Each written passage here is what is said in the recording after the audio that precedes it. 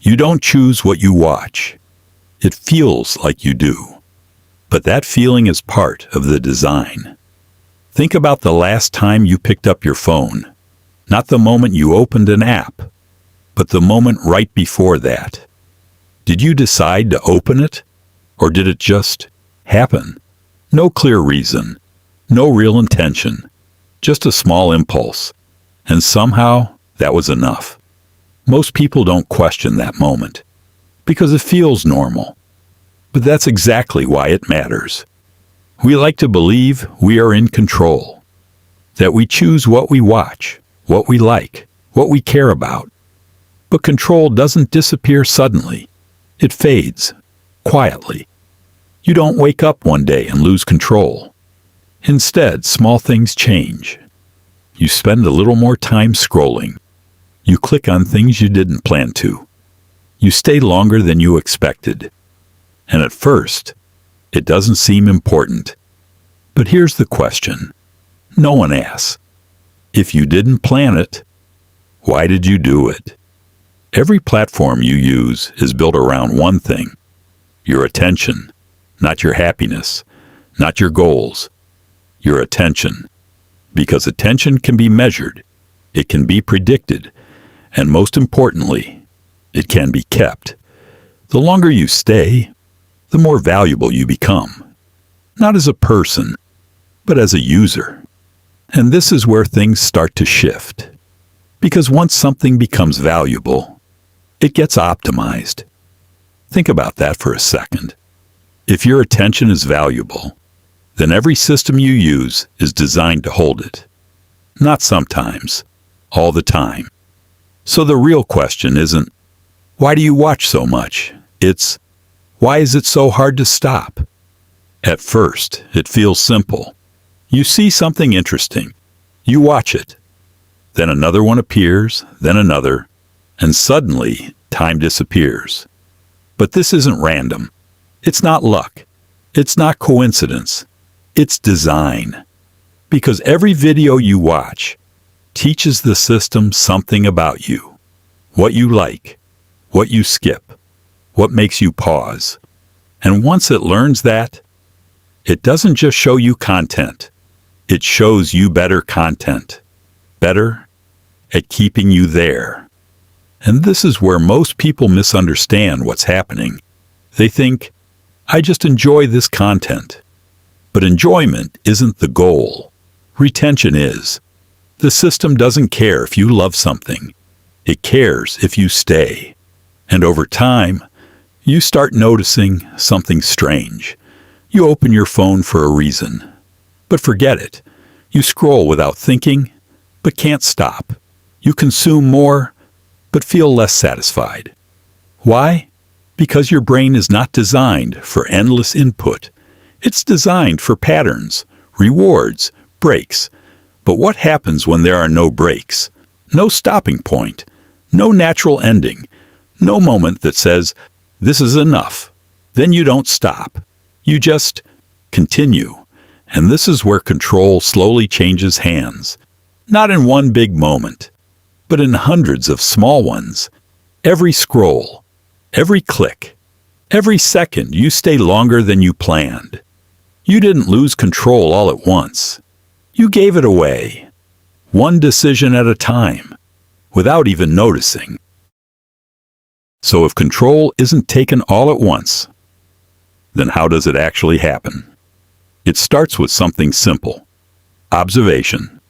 Every time you scroll, every time you pause, every time you rewatch something, you are telling the system something.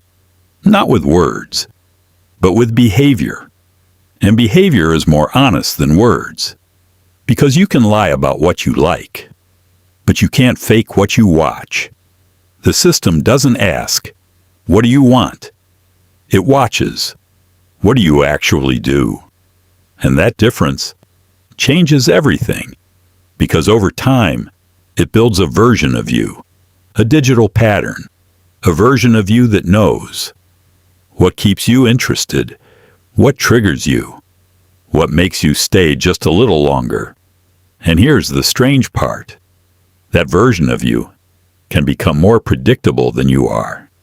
It knows what you'll click before you even decide. So when you think, I chose this video, did you really? Because choice requires awareness. And most of the time, you're not aware, you're reacting. A thumbnail catches your eye. A title creates curiosity. A feeling pulls you in. And before you think, you click.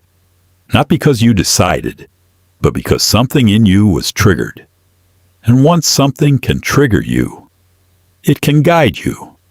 This is how behavior is shaped, not through force, but through repetition. You see something once, then again, then again. At some point, it stops feeling new. It starts feeling normal. And when something feels normal, you stop questioning it. That's when influence becomes invisible. You don't notice the change, because it doesn't feel like change. It feels like you. But think about this. If your preferences are shaped, if your habits are guided, if your attention is directed, then how much of it is actually yours? Because influence doesn't need to control everything. It only needs to control enough. Enough to keep you watching. Enough to keep you engaged. Enough to keep you inside the system. And once you stay long enough, you stop noticing the system at all. It becomes your environment. And environments don't feel like control. They feel like reality. So you don't resist it. You live inside it, without even realizing it was built to shape you. So if the system learns you and shapes you, then what happens next? You change. Not suddenly, not dramatically, slowly, so slowly that you don't even notice it happening. Your attention span shifts.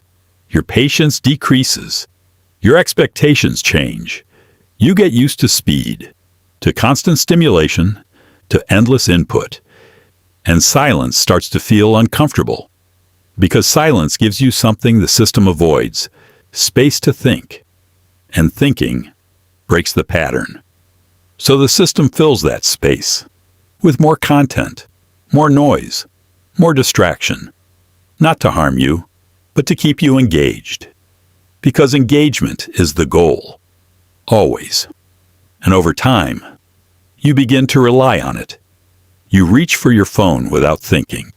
You fill empty moments automatically. You avoid boredom completely. But boredom isn't the enemy. Boredom is where awareness begins. It's the moment where you realize what you're doing, why you're doing it, and whether you actually want to continue. But if that moment never comes, then awareness never happens. And without awareness, there is no real choice. So you keep watching, keep scrolling, keep consuming, not because you decided to, but because nothing interrupted the pattern. This is the real control, not forcing you to stay, but removing the moment where you could choose to leave. And once that moment is gone, everything feels like your decision, even when it isn't. You were never forced. You were simply guided, step by step, until it felt natural. And the most dangerous part? You might still believe it was always your choice.